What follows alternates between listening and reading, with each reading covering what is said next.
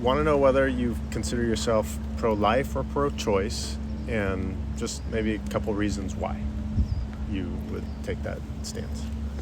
Okay, yeah, I've been asked that question a lot, Okay. and I'm honestly pro-choice. Okay. Because it's, I don't know, for women, it's just it's your body, so you should have the choice. Okay, your body, your choice. Yeah. Very common saying. Yeah. Okay. Anything else that? No, I think that's mainly the reason Okay. why I'm pro-choice. Okay. So, do you mind if I push back at that at all a little bit? Yeah, Okay. go Like I ahead. said, I'm going to be nice, but I'm not I lean the other way. Okay. But Okay, let me just give you something to think about, just with that. And if something else comes to mind, another reason, well, throw it at me, and I'll either concede that that's a good argument. I usually don't, but okay. So think of this: if that's the case, your body, your choice. If I was going to kill somebody, and I said, well, it's my body, it's my choice, because I'm the one that's pulling the trigger or doing the action with my body to kill that other entity. It's my body, it's my choice.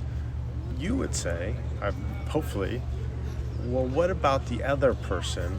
You need to be able to justify that, not just by saying it's your body that's doing the action, or that you're paying somebody to do it for you or whatever. You need to be able to justify that action based on the action of the other or some sort of circumstances, right? Because we know, scientifically speaking, that when some woman has an abortion, she's killing another human being. It may not be a born human being, but scientifically speaking and theologically speaking, there's no doubt it's a human being. It's human DNA. You were there at one point in time, maybe small, but so are you compared to me. And you wouldn't say that I'm more valuable than you just because I'm bigger than you, right? No, absolutely not. And I'm probably more than double your age. And you wouldn't say that or somewhere around there, and you wouldn't say, well, that guy's more developed than me, physically speaking, therefore he must be double my worth, right? You don't think that, right? No. In fact, if somebody said, who needs to die, me or you, they'd probably say, well, he's lived twice her life, let her live, right? Right? So,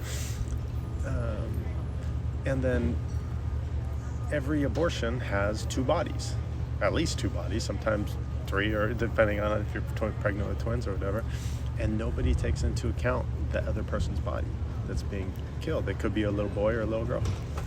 I mean, well, okay, if you put it that way, you see, it's kind of hard. Well, okay, how do I say this? I guess it's kind of for example, it's my body, but the kid I'm having, I guess you could say they do have its own body too. So They do. I've seen pictures. You see a little boy has a little penis. You see I've got 4 kids. I've gone, and you guess what they're hunting for to figure out if it's a boy or a girl? Body parts, right? At very young ages. And beyond that, you could even figure out the gender, the sex by just doing a DNA test, right? I mean, it's because it's just the chromosomes.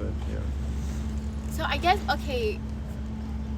I'm leaning towards more pro-choice, but then I'm sort of in between too. So kind of open to open to arguments, right? Yeah.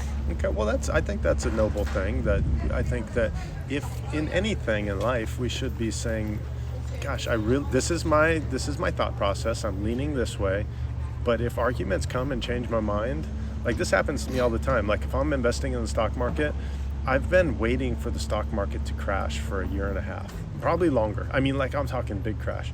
And you know what? I'm kind of reevaluating myself, which is probably right when it's going to actually crash. but I mean, it's just different things. In life, it's okay, I think this person's nice and trustworthy until they prove themselves otherwise, and I need to probably change my opinion about them or something like that.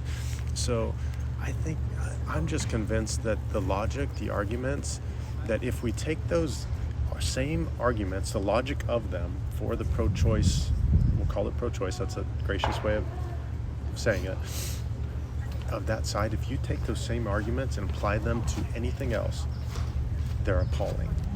Let me show you. I showed you one, with the my body, my choice, and I Yeah. kill somebody. You're like, no, that doesn't work in any other situation. And when things are illogical, it's a good sign of a failed argument. You may like that illogical argument because it's practical for you. Because if you get pregnant, it's like, well, you're young, maybe probably unmarried, and you don't want to have a baby right now. And it's practical to believe, well, I can just kill this and it's okay.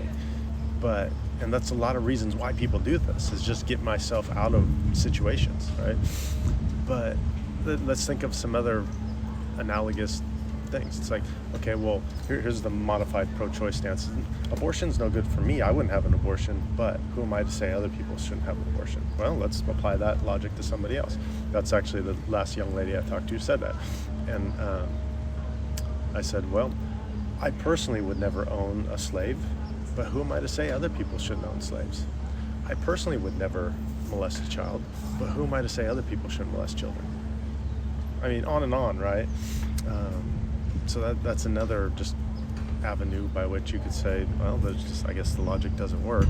So my body, and then what about the unborn body? It's like, of course, well, that was the first argument. So that's why I'm asking, like I'm going through and I'm asking people today, it's like, give me some arguments. And I got a feeling all these arguments that I'm going to hear, it's all going to be the same argument, right? It's just going to be my body, my choice, because that has been chanted. I mean, they get out there and lock arms and chant that. But what about the other body?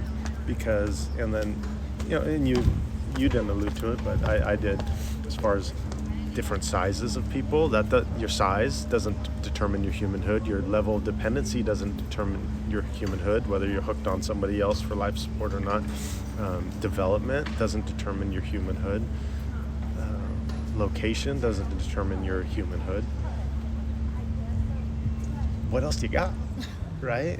And then here's even the nail in the coffin for me. I like to think of things kind of holistically. I don't just want to say, well, what does society say about it, or what was your name again? Melody. Melody? Yeah. Okay, I'm Jared. What does Melody say about it, and Melody's friends or social media? I want to say, ultimately I want to know, what does God think about it? Do you believe in God? No. You don't? Okay. So think of this. Interesting thought. If there is no God, abortion is neither right nor wrong, because we exploded out of nothing, by nothing, for nothing.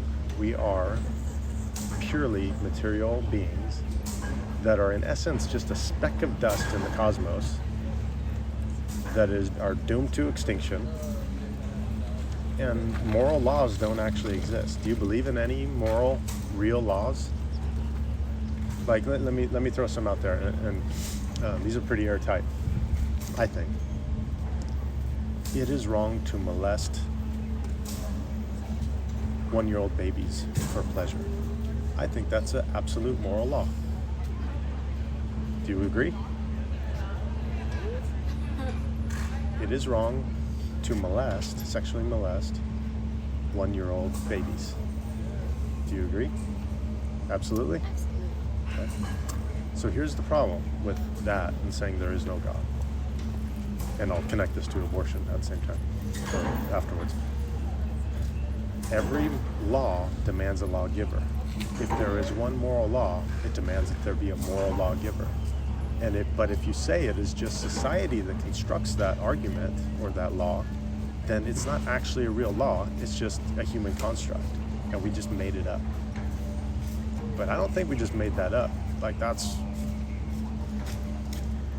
we don't want to say anyway that we just made that up.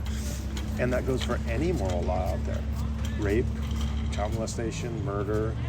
It's just, if there's no God, I would argue it's not actually wrong. There is no such thing as wrong. Just like these molecules that are within this concrete are molesting and hurting each other all over the place. And yet, we don't think there's anything wrong with it. But that's all we are. If there is no God that created us, and if we exploded out of nothing, by nothing, for nothing, with no purpose or anything, and then beyond that, you are purposeless. You have no real meaning in life. I don't believe it just because I don't like that idea. I believe it because I think that there's logical implications for it, that God is. And so to tie that back to the abortion thing is that I think God... Okay. I think God despises the killing of innocent human beings. And I think little babies are the most even the unborn, are the most innocent among us. They can't even speak, and yet we kill them. Am I making some sense? Yeah.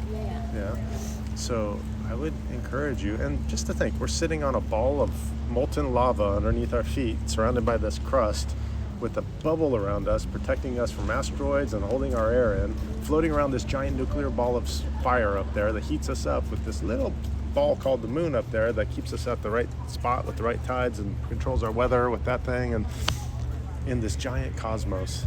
And to think it all just happened by accident while your cameras are watching me, your computer's decoding it while you're hearing it, and you're talking with me, it's vibrating through the air. I don't have enough faith to be an atheist, personally. Does that make sense? Yeah, pretty much. Am I making a good argument, or? You see, okay, I think you are making a pretty good argument, because like for me, you know how I'm like more towards pro-choice, but then like I'm still in between two. Yeah, I think after your argument might kind of change the way how I see things, you know? Well, I appreciate the humility. And did I change your mind on God a little bit too, maybe, to think about? I mean, that I still need to think about. Sure, I want you to think about it. I'm not like, handcuff you and turn you, but, think about it and chew on these things, because it's so important. It really encompasses. I think usually you probably act like a normal way as if God exists. I mean, you're used to uniformity in the world, you're used to laws and science, and you think things are real, and you think emotions mean things, but that only makes sense if God is real, if there is a purpose giver, right? And so I'll give you this, and then you got to go. But so this would be good little videos to watch on YouTube. You watch them for free. These are good arguments to just think about. I didn't even really touch on it. I touched on them a little bit. As far as, and like a lot of people blame God for bad things and whatnot. And so if God, why evil, and why it actually proves God is real. Can I trust the Bible? I'm a Christian. I'd say this is the most important page. Will I get into heaven? Talks about Jesus, who the ultimate culmination of purpose in this life is to glorify God, and He came to save us so that we may glorify Him forever. There's so the center page is probably my most important page in here. A bunch of resources to look at on that topic. Here's a whole expose on abortion, and find some other topics on it and whatnot, but just basic arguments, and then a very good scripture right here, and then so you can have that.